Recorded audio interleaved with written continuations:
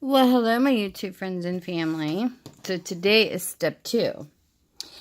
Now on step 2, we're going to decide exactly what we want to either cover our entire book with, and this is all optional. Okay, so here's some examples. If this would have been more green, and this would have been up and down, this is basic sticky contact paper that you just do your walls with, and you can peel it away like a sticker. This would have actually been really cute if it had green on the border, because this would have turned out really nice on the other side if it did and the flowers were up and down. And what I probably would have done is just wrapped it around if it wasn't so thick and cut it, because I don't want it to cover the flower. So it's just some ideas of things you have laying around your home. Or if you don't like the inside of your cover, which I happen to like the inside of my cover, you can take material, which I have done this in another book, and you can, measure this out. This isn't even, so bear with me.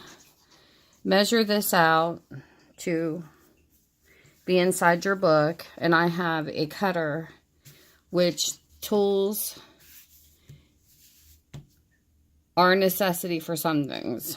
I like the cutter because it's more even, and I have a big square, like a quilting tool, that I literally cut with when I do mine, just to make it even, because I can't cut very straight. But for people that can, I mean, scissors, fabric scissors like these are just as good to cut around. And then you just glue this down on the inside of your book. And it's okay if glue comes through the fabric to me, because it dries anyways, and I don't see it when it dries. I really don't pay attention. I mean, I'm not a stickler. Some people are. They don't like the glue to come through. But I will say this. This is a main tool that I use, especially when doing signatures. This is the Tim Holtz tool. But really, any awl will do, because when you go to do your signatures, so if you guys don't have one of these, it'd be recommended to get one, and it's got a point on it. It looks like this. This is what an awl is. This is what helps you poke out the holes for your signatures. So I do recommend one of these, because it has helped me a lot. And I did not do signatures without one, so I can't give you another tool unless someone's been in it longer, has an idea of what you can use. This is what I will be using. So these are tools coming up in the future. And then, of course, I have one of these, which is a quilting cutter tool. And this is amazing, because right now it's locked.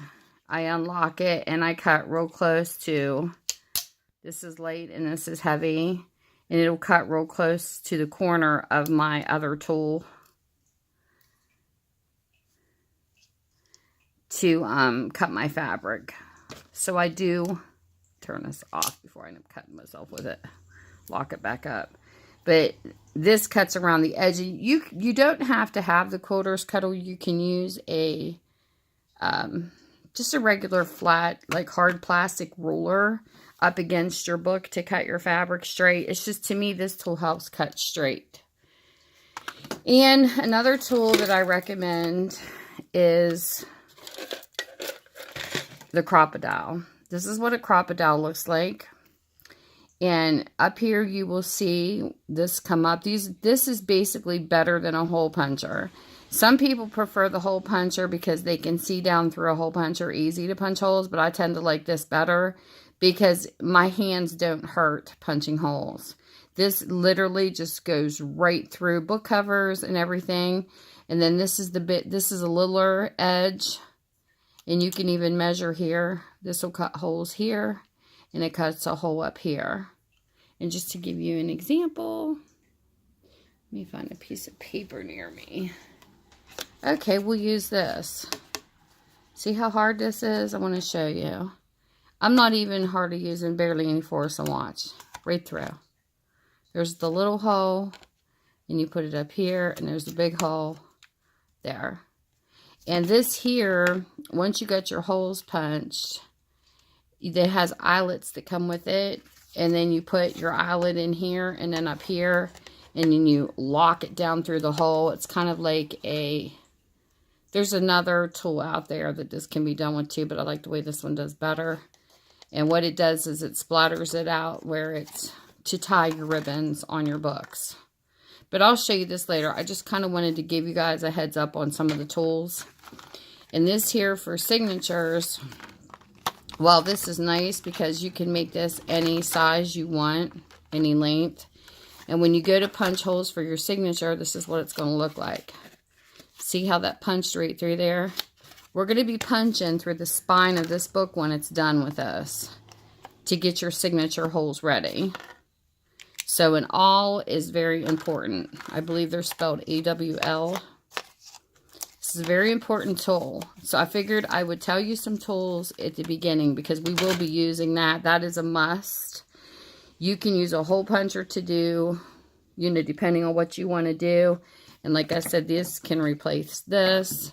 So, you know, any items, because you try to utilize what you have in your house first until you get the money to raise for these types of tools. But this is a Memory Keepers. And Memory Keepers got really good products. So, I really like this. Way better than my hole puncher, because my hole puncher is horrible. It's a little rough around the edges.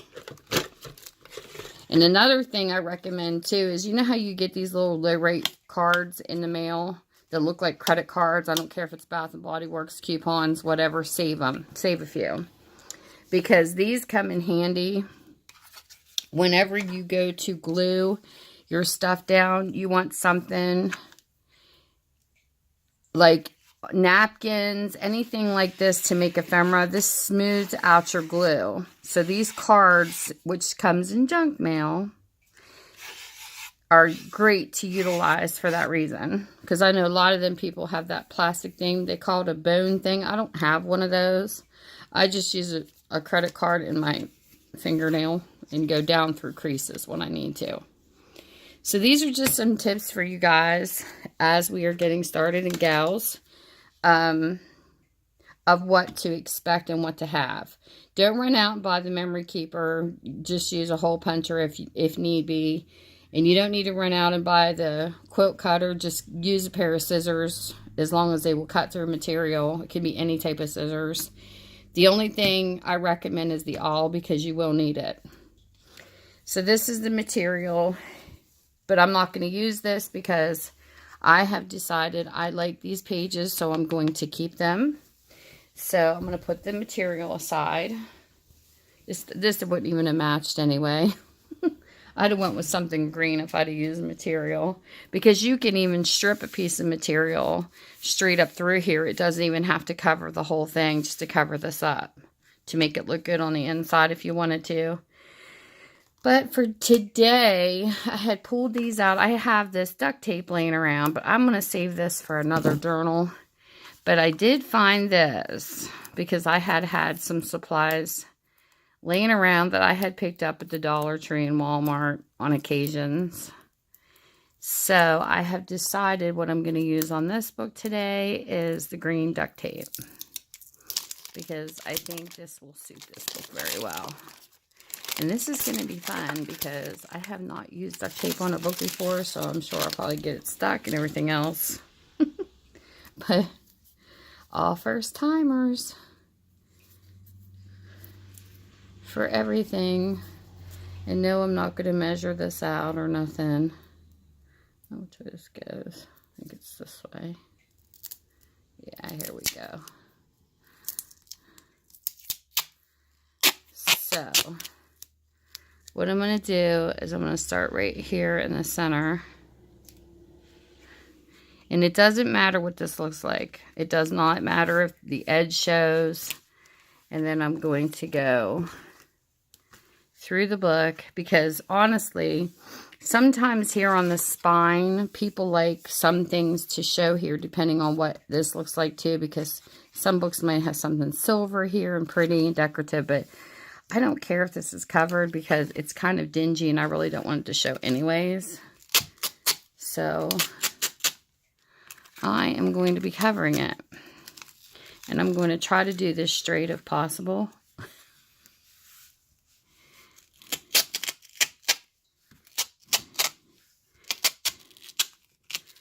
And as I go along, I'm going to take and crease this with my nail, because there is a crease in the back of this book. It's where the book bends. And you want to make this as flexible as possible. And then I'm going to flip it if it's stuck to my mat. Okay. And then I'm going to come back down this way. And it's okay if it's a little crooked. I'm not a stickler, because I did get a little crooked for some reason coming back. But that's okay, because I plan on using a couple more pieces. And then I'm going to cut it right here. And it's probably not straight, and that's okay too. Duct tape is so much fun. But one thing about this, it'll also, I think somebody was recommending something else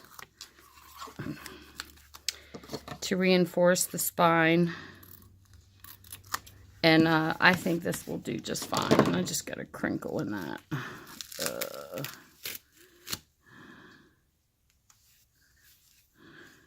See, I told you it's not going to be perfect. I got a wrinkle in it already.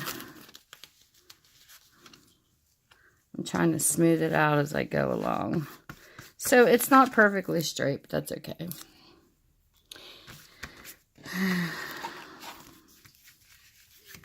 Because I'm going to go back over it. And I'm not going to take it too far in, because I want my birds to show on the inside of the book. I just think that is such a beautiful scenic ocean type picture.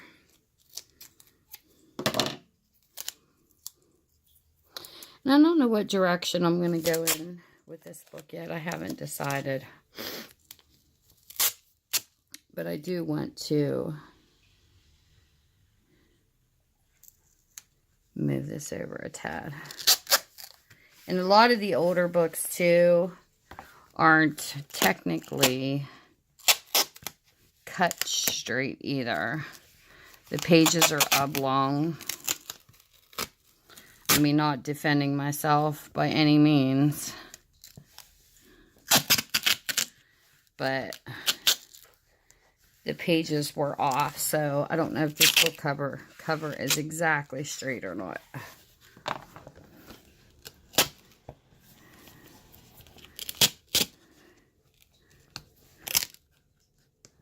But we do want to make sure.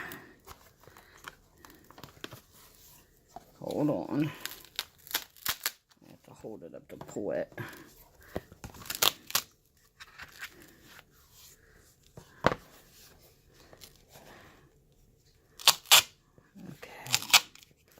Just want to make sure this is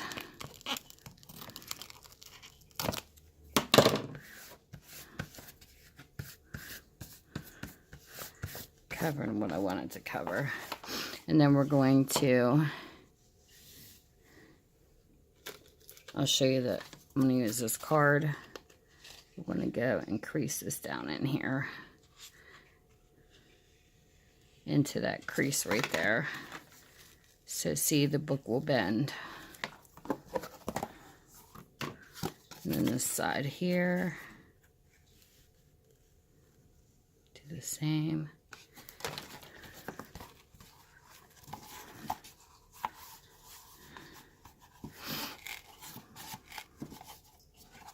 Because this book was a little dry rotted too, so.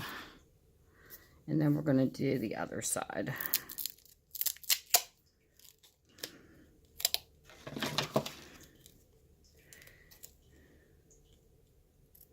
Because that spine was very, very flimsy. So this is all reinforcing it.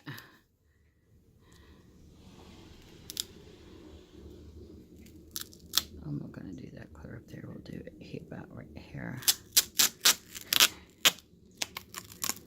Okay, Tim. Let's just say duct tape's not easy, guys. It's very sticky. But you want to try to keep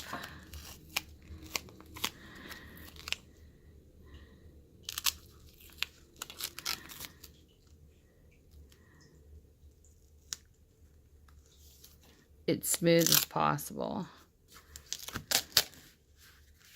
without lumps and lines and bubbles showing.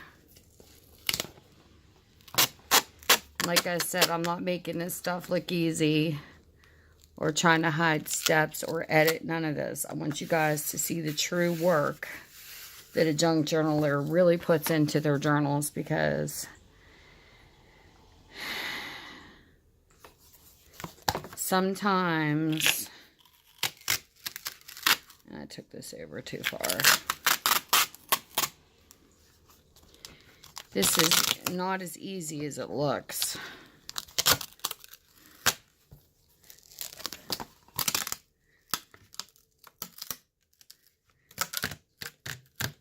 Hold on.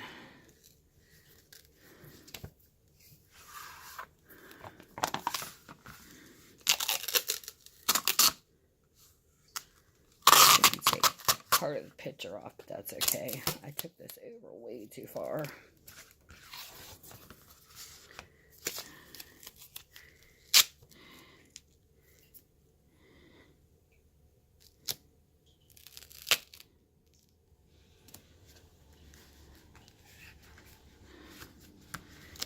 Better.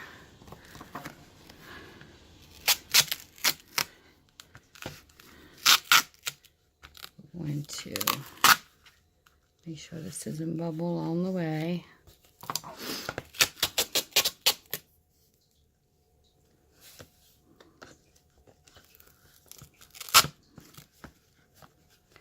And then we're going to cut this.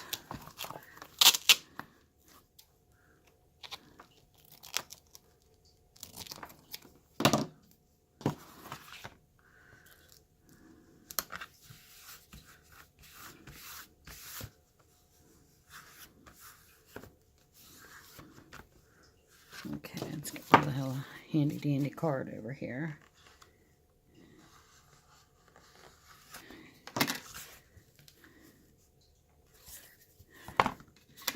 And on the back, you see where the lines show.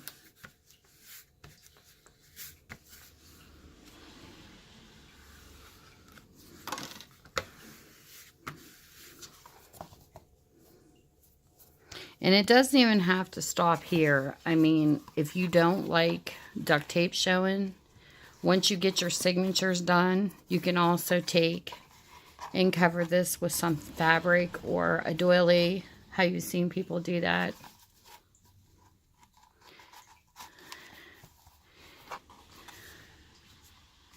But this is all going to be covered anyways once you put your signatures in. I just want to make sure. But see how nice and reinforced that is? Since we added 2 pieces of cardboard, look how more sturdier that is. It looks nice.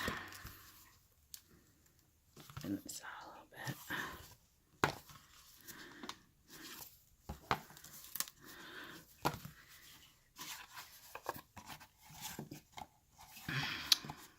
But I think I'll tie this once it's done. That way it'll hold it closed a little better. But it doesn't matter if it spans out or not. But look how nice that, much nicer that looks. So, this is step 2. And also, if you don't like your cover, material can go on the front too. So, you know, it just depends on how you want to do your book. But I'm trying to keep this one as basic as possible for now. So we'll stick with the tape. But it's still pretty.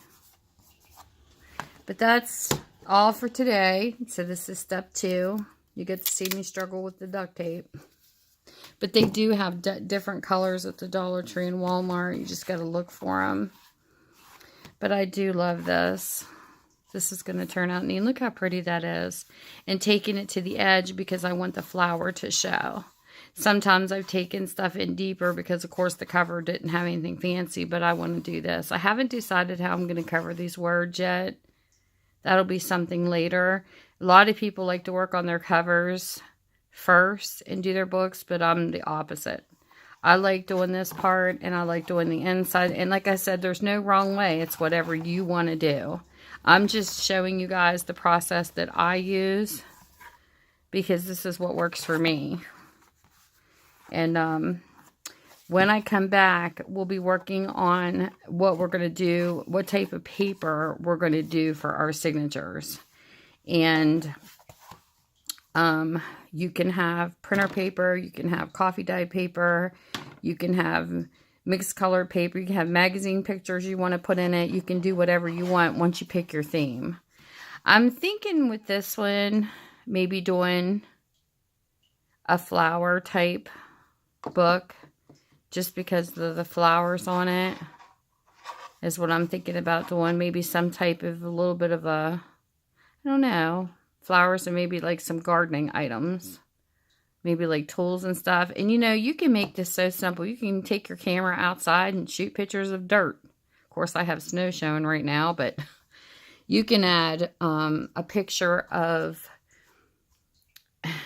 you know, tools, flowering tools, like your little shovel and your, you know, and those items, and a pair of gloves even, that's all gardening items. And you can add all that in, being that it's flowers, just to decorate your pages. But this is going to turn into a journal that I want to write in. So I will be adding pages for writing, and maybe some with lines, some without lines. I want to do a mixture in this book, just to give you, you know, all food for thought. And maybe a couple dictionary pages if I could find some laying around here from an old dictionary. Because I've got quite a few pages from kits I've bought that have maybe like the word flower on them or something like that. Or go through old encyclopedias you have or anything like that. Just try to get about a scattering of paper around you. And I want to decide how many signatures I'm going to do.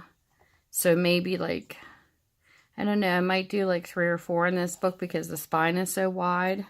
But we'll see. Because when you go to fold, this is just an example of piece of paper I have laying here.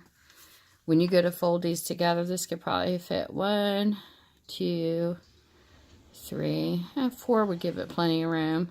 And then you decide how many pages for each. Like if you want to do 10 pages, when you fold them, you're going to have 20. So it'd be 10, 20, 30, 40, 50 pages.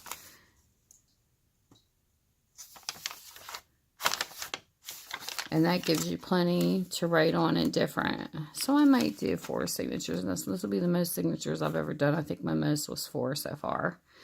But you just go by the back of your spine. And what I mean by signatures is how many pages. Like this will be a double. I'll probably do 10 in each signature for this one. And you just fold them and put them inside of each other. And then you want to have, when you go to cut them, you want it to be where it shuts, it doesn't stick out. So it's nice to cut down a page. What I do is, I cut down a page that goes inside and fits inside the book. And I use that as my cutting for the rest of my pages. Height. I think these were cut down. These aren't regular size papers. I'll have to get a regular size piece of paper because I wanted a little taller than this. I'm going to try to get as close to the bottom, as close to the top as I can. But it's okay if it's in the middle too. It just depends on what size pages you want. But that's what we'll be working on next time. So get your papers ready. Depending on the spine of your book, if you only want to start out with 1 signature with a smaller book, that's fine too. There's no limit or unlimited amount of number that you can put in. But you don't want to overdo embellishing if you fill it up with your pages. But we'll do the pages next time. And for that, I hope you guys enjoyed this. If you guys have any suggestions, put them in the comment section below. Or if you have any questions. But that's what it's going to look like so far. And I will see you for part 3. And sorry I wasn't here over the weekend because I like having my weekends off if possible. Not saying I would never do one on a weekend, but you will see these more through the weekdays if I do, as I continue this series. So all this week, we should have a video unless something important comes up. So with that, bye. Thanks for spending your time with me.